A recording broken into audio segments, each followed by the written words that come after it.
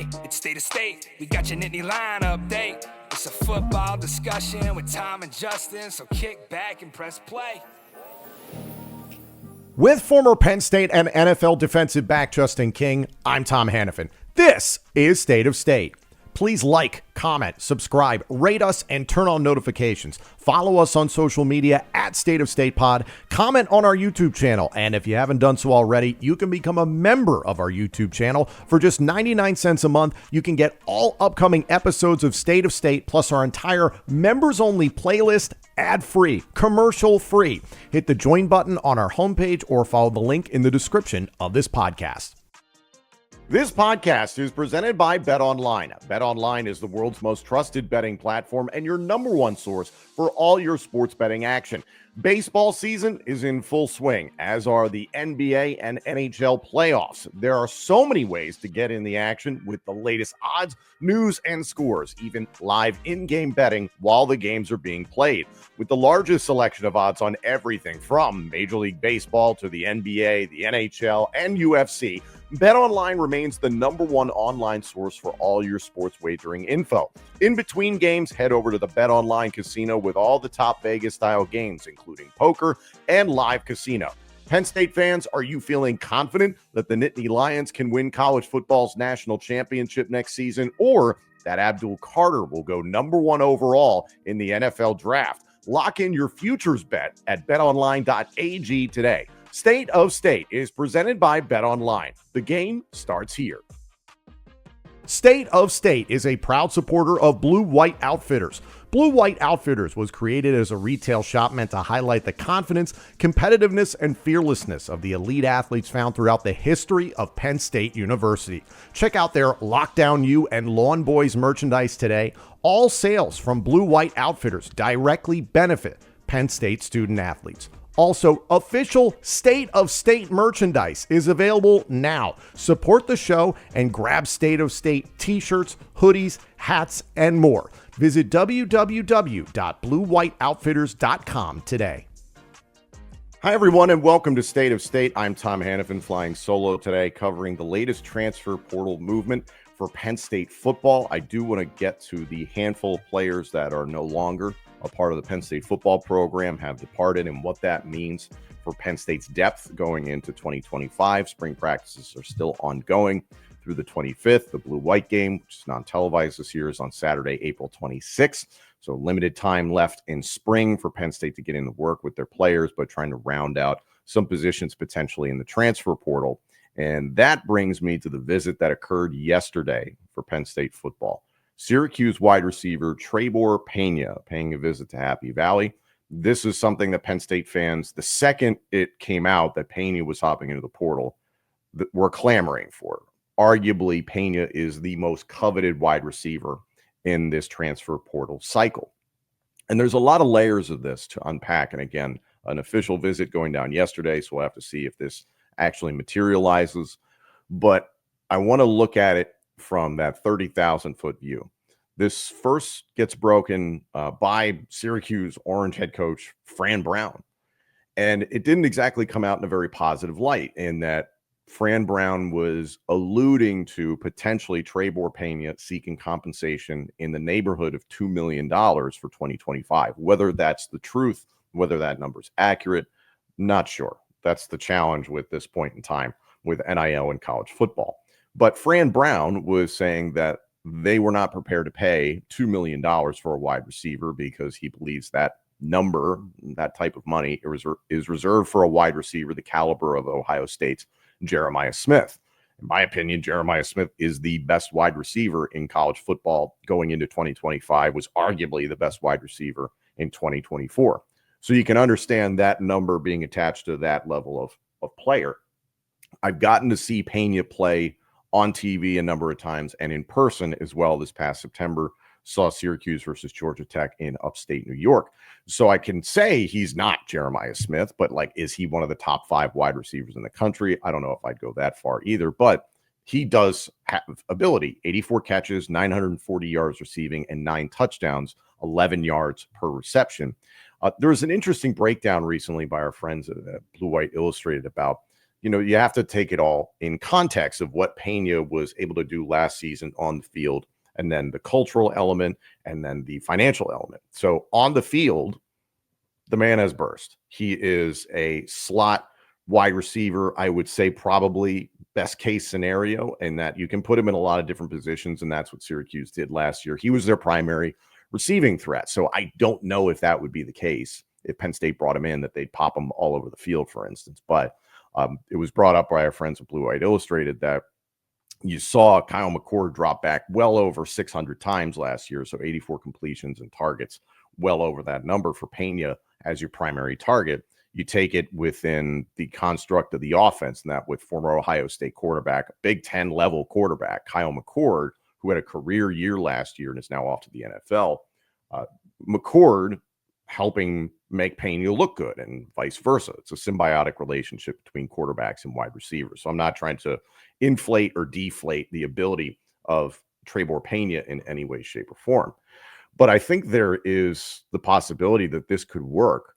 For me, it comes down to, well, you're probably going to have 1 and 2 at the wide receiver position be USC transfer Kyron Hudson and Troy transfer Devontae Ross. Who's 1, who's 2? That remains to be seen. Spring practices are ongoing.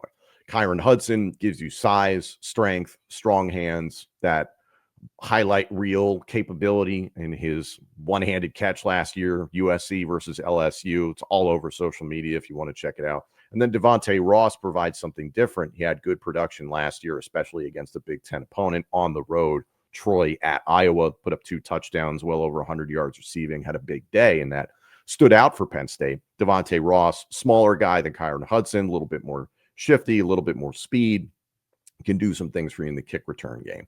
So, for instance, if you add Pena to that mix, you got 3 transfers at wide receiver. So you got 3 guys learning the offense in a shorter amount of time. Pena even shorter potentially than Hudson and Ross. So there's that to consider. Trebor Pena comes in at about 6 foot, 185 pounds, if I believe I saw that correctly. So very similar size and athletic makeup to what James Franklin has consistently looked for in his wide receivers during his time at Penn State. So it does fit the mold right there. My question immediately would be, what does Pena's role look like in the offense with Andy Kotelnicki, especially as your offensive coordinator? Because before the Pena discussion even came up, there's been a lot of conversation of, okay, well, Tyler Warren brought in well over 100 receptions last year, career year. Those catches have to go elsewhere. Was it going to be Hudson as your primary, Ross as your primary? Are you going to divvy those up amongst those guys? Who's the number 3 option? Is it Luke Reynolds at tight end?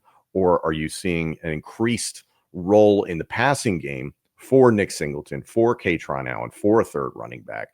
Was that because the lack of talent at wide receiver?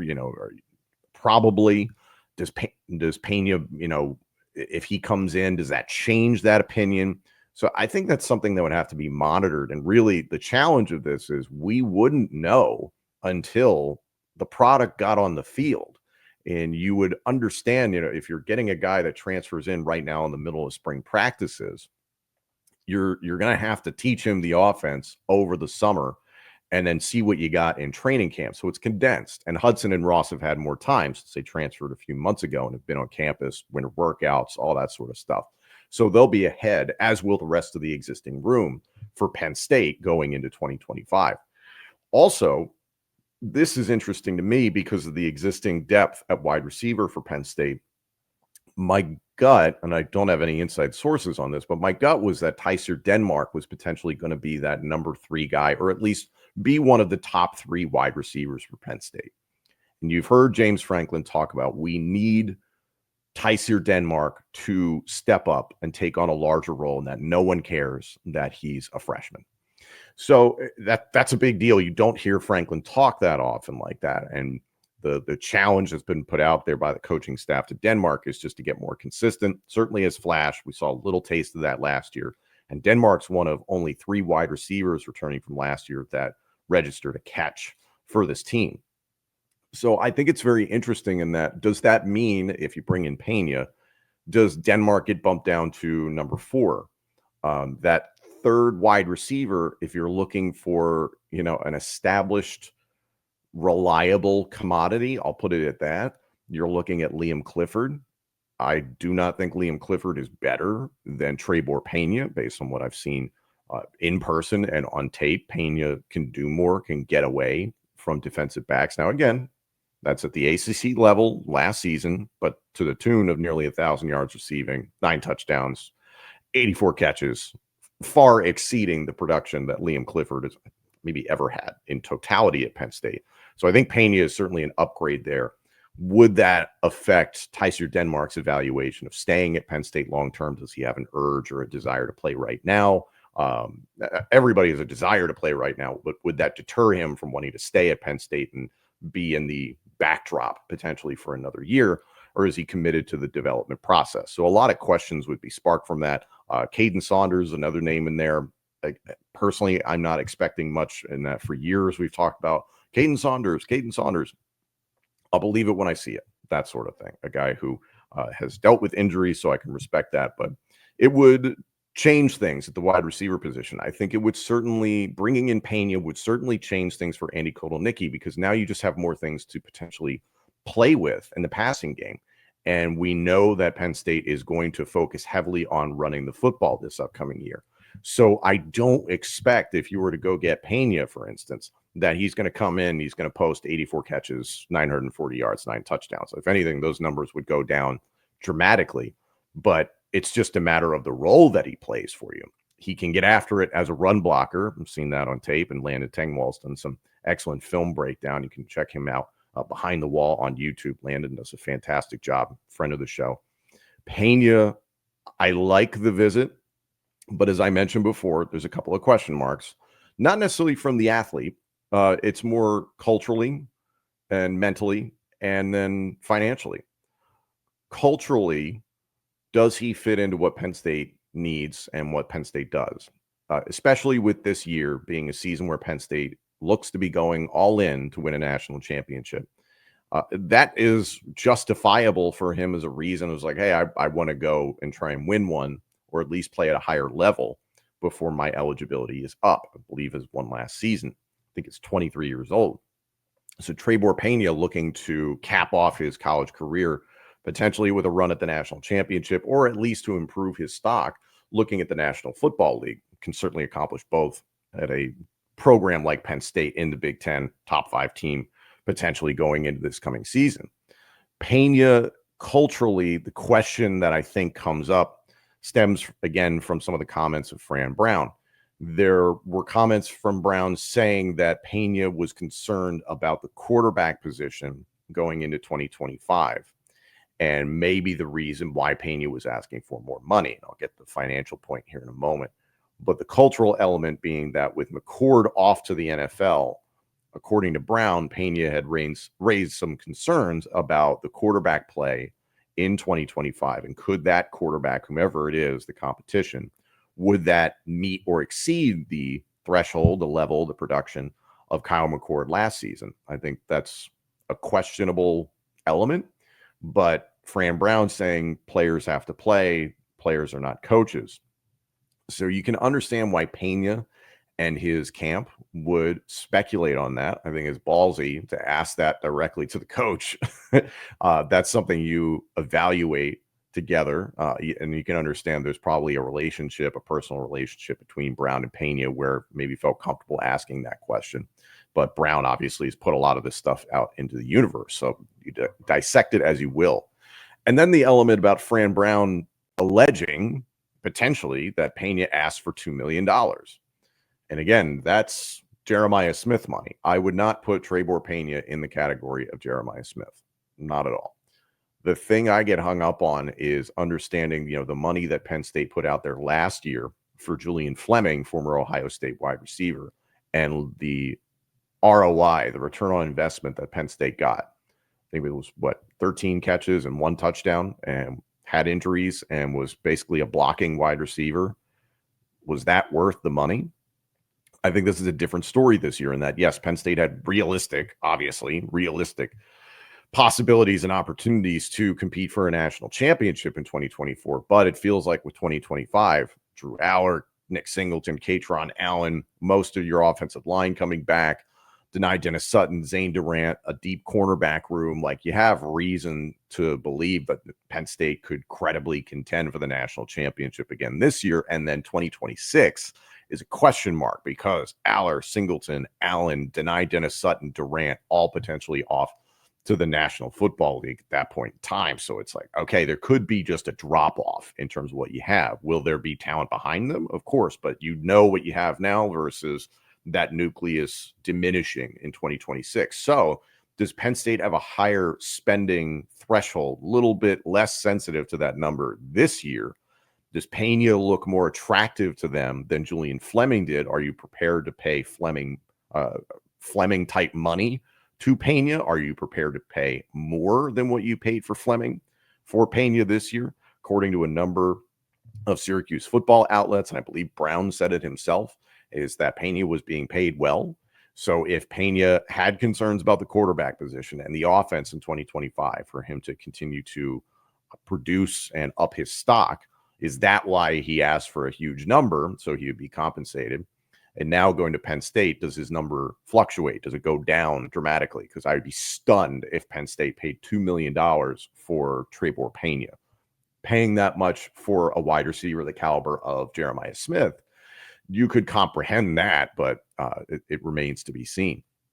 So there's a lot of elements at play here. Trebor Pena coming in for a visit yesterday. I am curious to see which direction Penn State goes with this. I could see it going both ways, that maybe from a cultural and financial standpoint, maybe it doesn't fit, maybe it doesn't make sense for Penn State, but at least you kick the tires.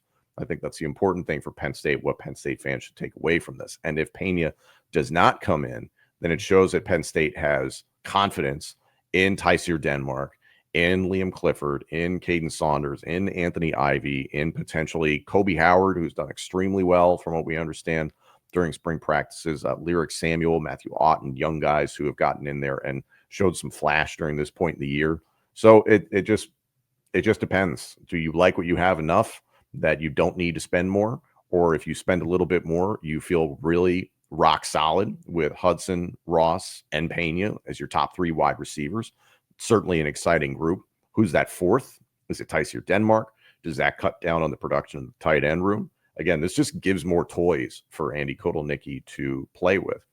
And overall, if you bring in Pena, what is the effect on quarterback Drew Aller? I think that's a huge element of this. You have two wide receivers in Hudson and Ross, as I mentioned, just got on campus a few months ago, and he's getting acclimated to them. They're getting acclimated to the offense. So you bring in Pena, then it's, okay, Aller, you got to get acclimated to this new guy. Does Aller feel more comfortable with the people in the room? Those changes and that assimilation has to occur. But also, I've seen already people saying, if Penn State brings in Trebor Pena to team with Ross and Hudson, then Drew Aller has no more excuses at the wide receiver position. Now, I've never seen Drew Aller make a excuse in terms of performance, and he never buries his wide receivers ever publicly. So, but at least from an outside perspective, you can competently sit there and say, yeah, I mean, if Drew Aller still struggles in the big moments like he did last year and has through most of his time as a starter with this complement of weapons, then yes, there's going to be that concern about him. But again, at this point, this is your last year with Drew Aller. You're going to get what you're going to get at this point. But Drew Aller's maturation process, again, it seems like it's going in the right direction. All the comments from Danny O'Brien discussing his maturation being more mental and emotional and controlling his emotions and taking things one play at a time. You've seen how he gets frustrated in big games. Does that emotion get the best of him? Only Aller and the coaching staff really know that. So adding in another wide receiver, yes, externally for us as observers and fans, then yeah, it's like, okay, well, you have all these weapons. Penn State obviously spent the money, went into the transfer portal and attempted to answer a position of need. If you don't get Pena, I don't think that necessarily changes the argument. It certainly makes it like, oh, hey, you look at everything you have. But going and get Hudson and Ross, I thought was positive. This just really loads up the arsenal for Drew Auer and company to work with. I still think there's the potential of what Tysier Denmark can do at that number 3. Maybe Penn State already has the answer to that in the room, and we just obviously haven't seen it play out. We won't know until the season gets underway in several months. So we'll keep an eye on the Trebor Pena situation. Meanwhile, Penn State having a handful of players hop into the transfer portal.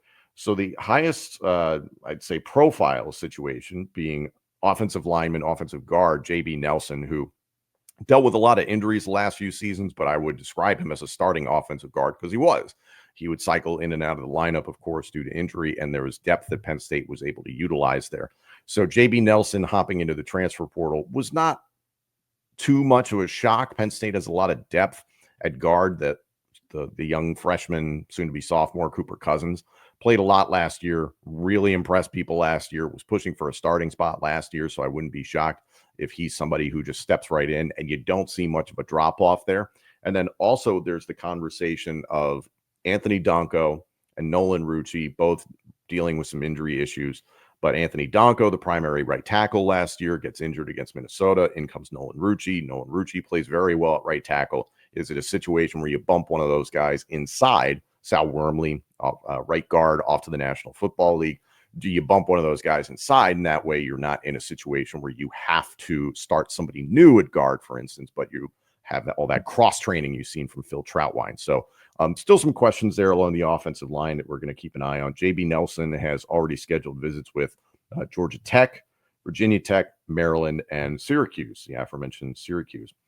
Speaking of aforementioned, Georgia Tech is where former Penn State cornerback John Mitchell is off to. John Mitchell got himself caught up basically in a very crowded, talented cornerback room, it seems, in this winter and this spring.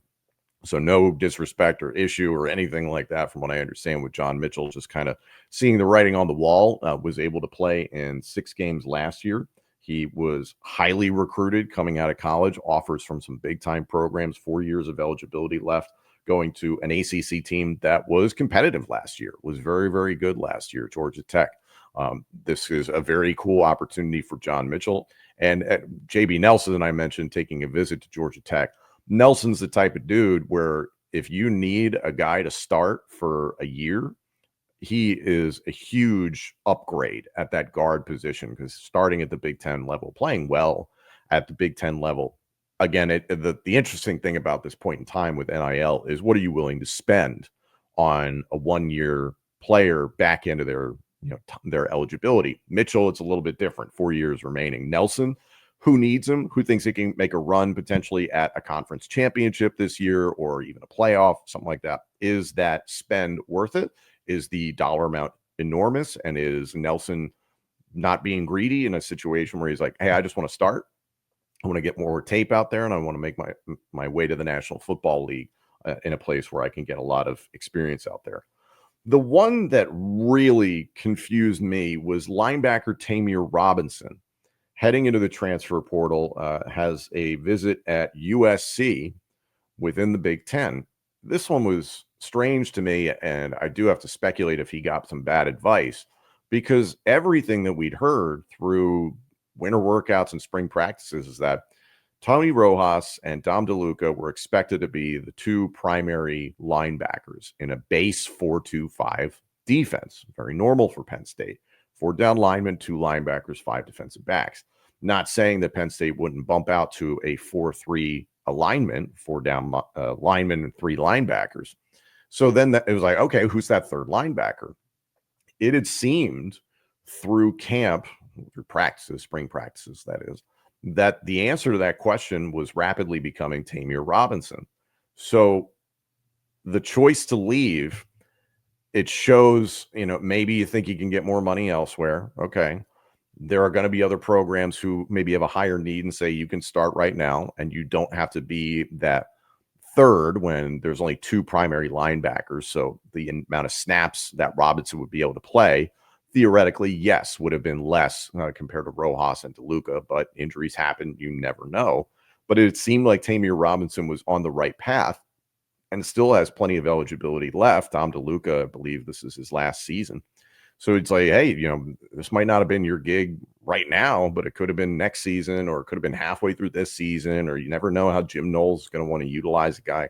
So that one just was a head scratcher to me. And it's a disappointment because it sounded like Penn State believed in him, liked what he was doing, dealt with some nasty injuries throughout his high school and his college career. So for him to really start understanding the linebacker position at this level and performing, and like, hey, like we feel like he's going to do something this year. It's got to be a disappointment to Penn State.